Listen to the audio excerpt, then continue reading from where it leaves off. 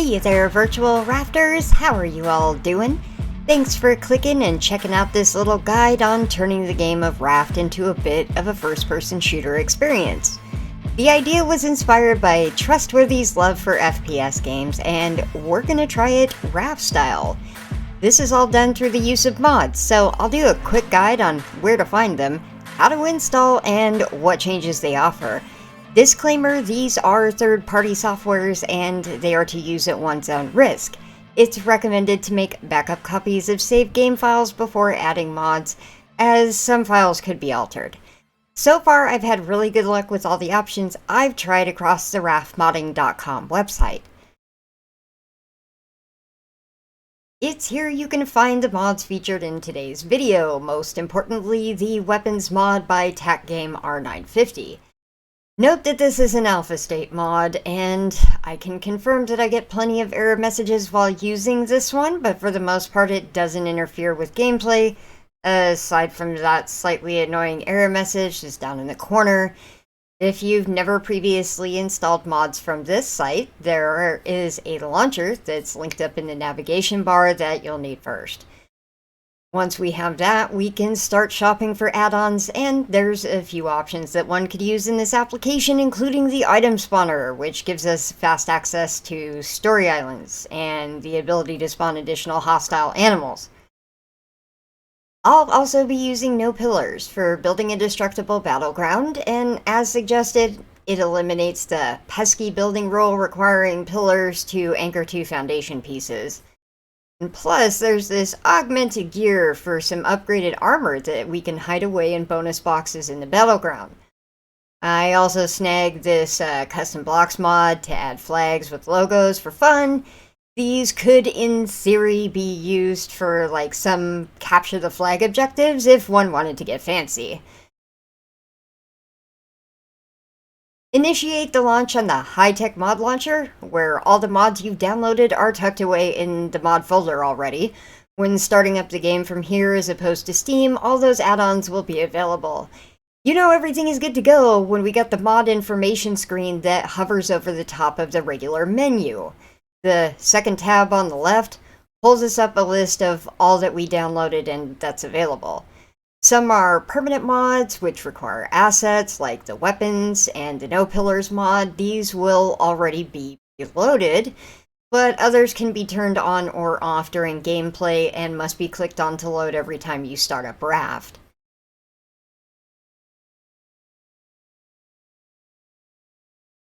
Once in, with everything that we wanted loaded up, we can start browsing over the menu changes that came along with that weapons mod.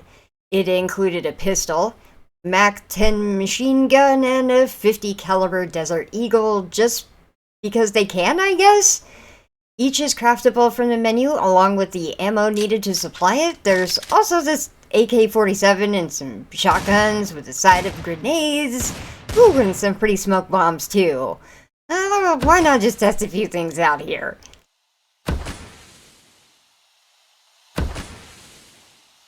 You'll at least finally have a use for a lot more of the explosive powder from pufferfish, and if you really don't want to farm all that fish, there's a mod that makes it easier to source the materials.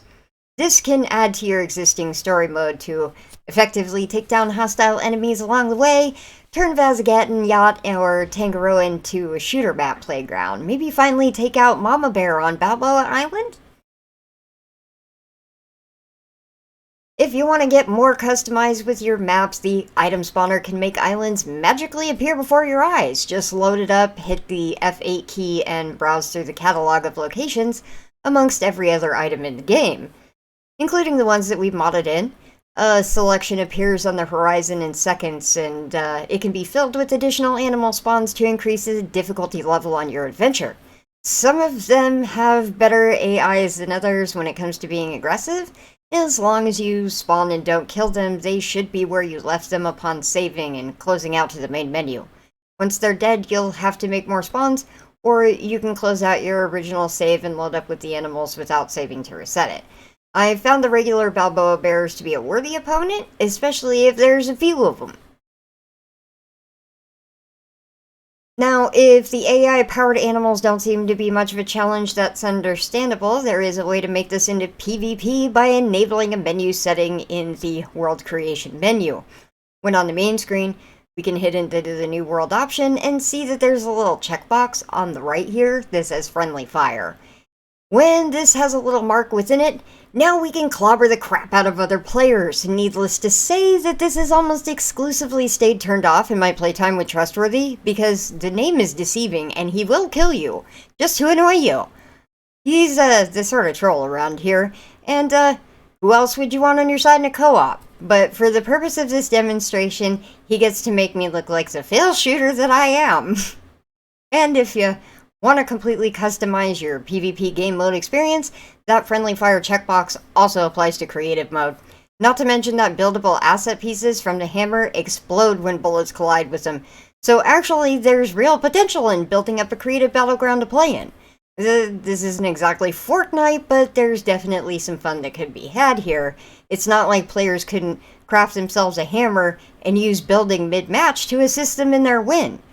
Or you could restrict the rules to no craft on the fly, but rather leave goodies in chests scattered all throughout the custom map, set loot crates in strategic places for better weapons than you start with, maybe add in those armor pieces from the augmented equipment mod, which can add up to more speed and less oxygen loss. You can add food items, juices with the player boosts, and salve could also be candidates for bonus loot that add to a more filled out first-person shooter experience. It's ultimately up to your imagination when crafting a battleground of your own, although I'd recommend a lot of zip lines for fast travel, and maybe even the opportunity to drop your opponent mid-zip for an epic win. And, while I usually have no problem spawning islands in creative mode prior to Chapter 3 release with the item spawner, that doesn't seem to be the case now, as they'll only appear in my view when I'm starting in one of the story modes.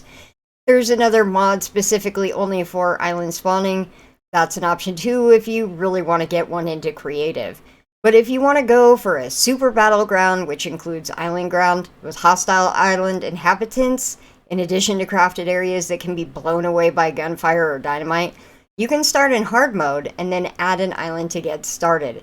If you don't want to manually find materials, there's a mod for that too. It's called Miscellaneous Cheats, amongst other options in the Raft.com website.